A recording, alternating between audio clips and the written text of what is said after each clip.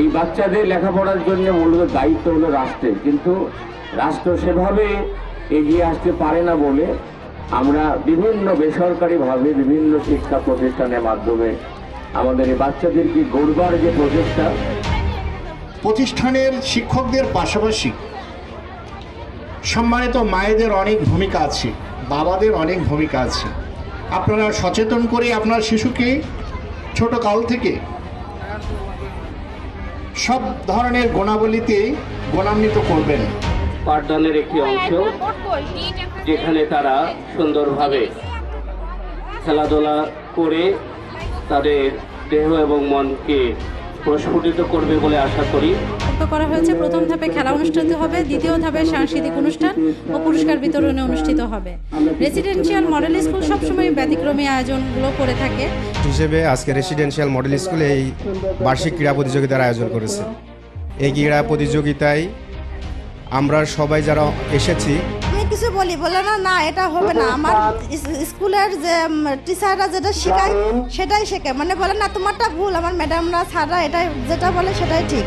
আমাদের শিক্ষা এই যে ভালো আচরণ, তারপরে শিক্ষা, তারপরে পাশাপাশি ইসলাম ধর্মের মানে এর মাঝে কোনো কিছু শিক্ষা, এরকম অনেক মানে আমাদেরকে এরকম অনেক কিছুই শেখায়। ক্রীড়া শক্তি, ক্রীড়াবল গড়তে হবে মনোবল। এই প্রেরণাদায়ী প্রতিপাদ্যকে ধারণ করে শিশু কিশোর শারীরিক ও মানসিক বিকাশে খেলাধুলার গুরুত্ব তুলে ধরে এক উৎসব মুখর পরিবেশে অনুষ্ঠিত হয় কুষ্টিয়া শহরের প্রাণকেন্দ্রে গড়ে ওঠা শিক্ষা প্রতিষ্ঠান রেসিডেন্সিয়াল মডেল স্কুলের বার্ষিক ক্রীড়া প্রতিযোগিতা, সাংস্কৃতিক অনুষ্ঠান ও পুরস্কার বিতরণী 2026।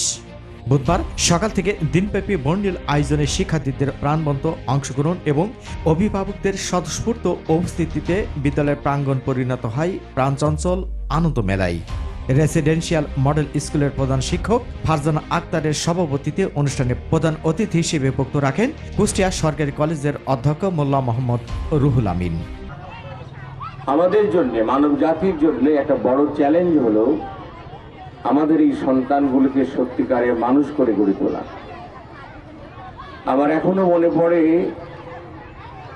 সদ্য স্বাধীনতা প্রাপ্ত বাংলাদেশে একদম শুরু 1972-এ আমার বাবা যখন আমাকে প্রাইমারি স্কুলে নিয়ে গেলেন, স্কুলের হেড স্যারের কাছে যে বললেন যে স্যার আমার এই বাচ্চাটা রেখে গেলাম যেন মানুষ হতে পারে। এই কথাটা আমরা সবাই বলে আসছি, শুনে আসছি। মানুষের বাচ্চাকে মানুষ করা হলো আমাদের সামনে একটা বিরাট চ্যালেঞ্জ। এই বাচ্চাদেরকে ভালোবেসে আদর করে সোহাগ দিয়ে লেখাপড়া শিখিয়ে মানুষ করা আমাদের জন্য একটা বড় চ্যালেঞ্জ। আজকের আধুনিক সময়ে অনেকগুলো চ্যালেঞ্জ আমাদের সামনে হাজির হয়েছে। আমাদের ছোট্ট বাচ্চারাও খেতে বসতে পারে বলে মোবাইল ছাড়া খাবো না। আমাদের বাচ্চাদেরকে এই পড়ার ছোটবেলাতে এখন এই যে কিন্ডারগার্টেন যে শব্দটা, অর্থাৎ লেখাপড়া করাতে হবে আনন্দের মধ্য দিয়ে, খেলাধুলার মধ্য দিয়ে, সেই বিষয়গুলি কিন্তু সেখান থেকে আমরা অনেকটা পিছিয়ে পড়ছি। সারা বিশ্বব্যাপী যে সমস্ত চ্যালেঞ্জগুলো রয়েছে, এই সব চ্যালেঞ্জ মোকাবেলা করে আমাদের বাচ্চাদেরকে সত্যিকারের মানুষ করে গড়ে তোলার জন্যে, আগামী সময়ের জন্য, ভবিষ্যতের জন্য তৈরি করতে গেলে তাদেরকে একদিকে যেমন লেখাপড়া শেখাতে হবে, আবার একই সাথে এই যে এক সময় বলা হতো যে এক্সট্রা কারিকুলাম, অতিরিক্ত কিছু কাজ, কিন্তু সময়ের ব্যবধানে শিক্ষাবিদরা বলছেন কো কারিকুলাম। শিক্ষার সঙ্গেই থাকতে হবে খেলাধুলা, শিক্ষার সঙ্গেই থাকতে হবে কালচারাল অ্যাক্টিভিটি, সাহিত্য সংস্কৃতি কার্যক্রম। এর মধ্য দিয়ে আমাদের এই বাচ্চাদেরকে মানুষ করতে হবে। আমি আশা করছি আমাদের ছোট্ট দেশ এবং আমরা আর্থিকভাবে আমাদের দুর্বলতা রয়েছে। এই বাচ্চাদের লেখাপড়ার জন্য মূলত দায়িত্ব হলো রাষ্ট্রের, কিন্তু রাষ্ট্র সেভাবে এগিয়ে আসতে পারে না বলে আমরা বিভিন্ন বেসরকারিভাবে বিভিন্ন শিক্ষা প্রতিষ্ঠানের মাধ্যমে আমাদের এই বাচ্চাদেরকে গড়বার যে প্রচেষ্টা, আমি মনে করি রেসিডেন্সিয়াল মডেল এখানে এই ছোট ছোট বাচ্চাদেরকে নিয়ে কাজ করছে। আমরা সবাই অত্যন্ত ভালোবেসে, আদর দিয়ে, সোহাগ দিয়ে আমাদের এই বাচ্চাদেরকে সত্যিকার অর্থে মানুষ করার জন্যে, তাদের মধ্যে দেশপ্রেম, তাদের মধ্যে পরস্পরের প্রতি শ্রদ্ধা ভক্তি, পরস্পরের প্রতি সম্মান প্রদর্শন, এই সমস্ত বিষয়গুলো আমরা তাদেরকে সেইভাবে দিয়ে গড়ে তোলার জন্য চেষ্টা করি। বাচ্চাদেরকে স্কুলে এবং বাসায় সব জায়গায় এমন খেলাধুলার সুযোগ দেওয়া উচিত যেই খেলাধুলাতে তার শরীর মন সবটাই উদ্ধার হয়। যেই খেলাধুলাটা ঘরের কোণে বসে থেকে কোনো যন্ত্র নির্ভর ঘরের কোণে বসে থেকে সেই খেলাধুলার পরিবর্তে এমন খেলাধুলা তাদের দেওয়া দরকার যে খেলাধুলার মধ্যে তাদের শারীরিক মানসিক বিকাশ সম্পন্ন হতে পারে। বিশেষ অতিথি হিসেবে বক্তব্য রাখেন কুষ্টিয়া সদর উপজেলার ভারপ্রাপ্ত শিক্ষা কর্মকর্তা মোহাম্মদ শহীদুল ইসলাম। লেখাপড়ার পাশাপাশি খেলাধুলা খুবই প্রয়োজন। লেখাপড়ার মাধ্যমে যেমন জ্ঞানের বিকাশ ঘটে, খেলাধুলার মাধ্যমেই শরীর মনের সুন্দর বিকাশ ঘটে। সুস্থ দেহে সুস্থ চিন্তা সকল কার্যক্রম সফলতা লাভ করে। তো এই অত্র প্রতিষ্ঠানের এই কার্যক্রম দেখে আমি মুগ্ধ। আপনাদের কার্যক্রম সম্পর্কে আমি কিছুদিন আগে থেকে অবগত আছি। আমার জানা মতেই রেসিডেন্সিয়াল মডেল স্কুল বেশ ভালো মানের প্রতিষ্ঠান। কেন বলবো, খোদ কুষ্টিয়া শহরের একেবারে প্রাণকেন্দ্রে অবস্থিত। প্রাণকেন্দ্রে অবস্থিত যারা আছেন তারা, অর্থাৎ পিতামাতা যারা আছেন, তারা অত্যন্ত সচেতন। সচেতনতার দিক থেকেই বিভিন্ন প্রতিষ্ঠান আছে। সেই সমস্ত প্রতিষ্ঠানের আঙ্গিতে এই প্রতিষ্ঠানে যেহেতু আপনারা ছেলেমেয়েকে দিয়েছেন, নিঃসন্দেহে একটি ভালো প্রতিষ্ঠান, আমি এটা বিশ্বাস করি। আর আমি যেটা বলবো, প্রতিষ্ঠানের শিক্ষকদের পাশাপাশি সম্মানিত মায়েদের অনেক ভূমিকা আছে, বাবাদের অনেক ভূমিকা আছে। আপনারা সচেতন করে আপনার শিশুকে ছোট কাল থেকে সব ধরনের গুণাবলীতে গুণান্বিত করবেন। বিশেষ করে নৈতিক শিক্ষা দেবেন। শিক্ষকের প্রতি আদর্শ, ভালোবাসা, সম্মানবোধ যাতে জাগ্রত হয় সেদিকে নজর দেবেন। কারণ আমরা জানি, আমরাও ছোটকালে এই ধরনের ছাত্র ছিলাম। রেসিডেন্সিয়াল মডেল স্কুলের ব্যবস্থাপনা পরিচালক মোহাম্মদ ইমতাজ সুলতান। সেই আনন্দ ঘন দিন, আমরা সেই আনন্দ শিক্ষার্থীদের মাঝে দিতে পেরেছি বলে আমরা ধন্য মনে করি। আজকের এই খেলা আমাদের শিক্ষার্থীদের পাঠদানের একটি অংশ, যেখানে তারা সুন্দরভাবে খেলাধুলা করে তাদের দেহ এবং মনকে প্রস্ফুটিত করবে বলে আশা করি। আমি আজকের এই অনুষ্ঠান অনতিবিলম্ব শুরু করার জন্যে সংশ্লিষ্ট শিক্ষক এবং যারা আছেন তাদেরকে বিনীত অনুরোধ করব, সবার সহযোগিতা এবং সুন্দরভাবে আজকের দিনটি অতিবাহিত হবে এই প্রত্যাশা রেখে বক্তব্য রাখেন বাংলাদেশ কিন্ডারগার্টেন অ্যাসোসিয়েশনের সভাপতি মোহাম্মদ আতিকুল গনি।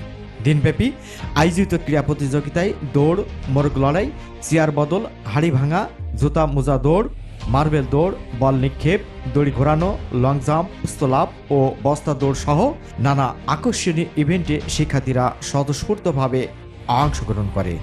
প্রতিটি প্রতিযোগিতায় শিক্ষার্থীদের প্রাণোচ্ছল উপস্থিতি ও প্রতিযোগিতার উদ্দীপনা দর্শকদের মুগ্ধ করে এবং পুরো ক্যাম্পাস জুড়ে সৃষ্টি হয় আনন্দ উচ্ছ্বাসে ভরা উৎসবের আবহ। উৎসব মুখর পরিবেশে আয়োজিত এই অনুষ্ঠানে বিদ্যালয়ের শিক্ষার্থী, শিক্ষক, অভিভাবক ও অতিথিদের এক প্রাণবন্ত মিলন মেলায় পরিণত হয়। আজ আমাদের বার্ষিক ক্রীড়া প্রতিযোগিতা ও পুরস্কার বিতরণী অনুষ্ঠান অনুষ্ঠিত হচ্ছে। আমাদের সকাল 9টা থেকে মূল অনুষ্ঠান শুরু হয়েছে, বিকাল 4টা পর্যন্ত চলমান থাকবে। দুইটি ধাপে অনুষ্ঠানকে বিভক্ত করা হয়েছে। প্রথম ধাপে খেলা অনুষ্ঠিত হবে, দ্বিতীয় ধাপে সাংস্কৃতিক অনুষ্ঠান ও পুরস্কার বিতরণে অনুষ্ঠিত হবে। রেসিডেন্সিয়াল মডেল স্কুল সবসময় ব্যতিক্রমী আয়োজনগুলো করে থাকে। আমাদের দেশের যে ঐতিহ্যবাহী খেলাগুলো সেগুলোই বাচ্চাদের মধ্যে পরিচিত করিয়ে দেওয়া এবং সেগুলোর সাথে তারা যেন পরিচিত হতে পারে, সেগুলো শিখে বড় হতে পারে, এজন্য আমাদের এই প্রচেষ্টা।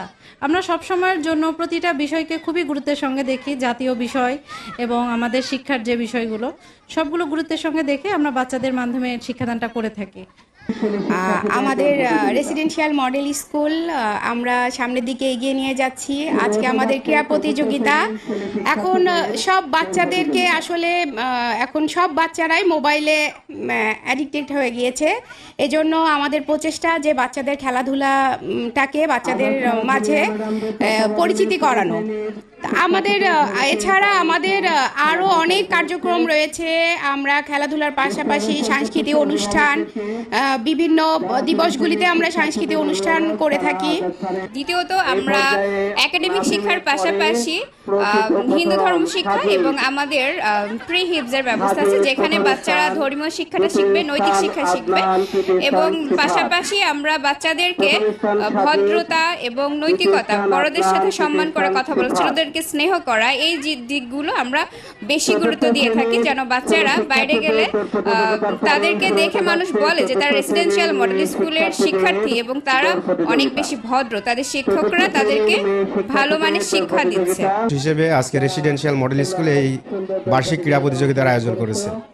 এই ক্রীড়া প্রতিযোগিতায় আমরা সবাই যারা এসেছি আমরা আসলেই আবেগাপ্লুত এবং উৎফুল্ল, কেননা এই যে সংস্কৃতি তারই একটি অংশ ক্রীড়া। তো আমরা যখন ছোট ছিলাম আমরাও এ ধরনের প্রতিযোগিতায় অংশগ্রহণ করেছি। আমার ছেলেসহ আমি সবাইকেই উদ্বুদ্ধ করব যেন এই ধরনের প্রতিযোগিতায় সবাই অংশগ্রহণ করে। আমি কিছু বলে না এটা হবে না, আমার স্কুলের যে টিচাররা যেটা শেখায় সেটাই শেখে, মানে বলে না তোমারটা ভুল, আমার ম্যাডামরা স্যাররা এটাই যেটা বলে সেটাই ঠিক। এটার জন্য আমি অনেক কৃতজ্ঞ স্যারদের কাছে যে অনেক ভালো আমার মেয়েটা, আমার বাচ্চা অন্যান্য বাচ্চাদের তুলনায় অনেক, মানে মিথ্যা কথা বলে না, সব কিছু মিলায়, কারো জিনিসও নেয় না। হ্যাঁ, বৃত্তি পরীক্ষা আছে আপনার, এমনি ক্লাস পরীক্ষা দেয়, সব কিছু মিলায়ে ভালোই করে। হ্যাঁ, ধর্মীয় শিক্ষা দেয়, এগুলাই। হ্যাঁ, শিখাই। কোরআন শিক্ষা আছে আপনার, কি বলবো, পড়াই, সব মিলাই ভালোই পড়াই। আমাদের অনেক ভালো লাগছে। আমাদের স্কুলে প্রতি বছরই এরকম অনুষ্ঠান হয় এবং আমাদের অনেক ভালো লাগে এখানে আসতে পেরে। আর আমরা হলো প্রত্যেক বছর এখানে অংশগ্রহণ করি, আমাদের অনেক ভালো লাগে। আজ নেতৃত্বে শুরু হতে যাচ্ছে প্রথম শ্রেণীর ছেলে শিক্ষার্থীদের।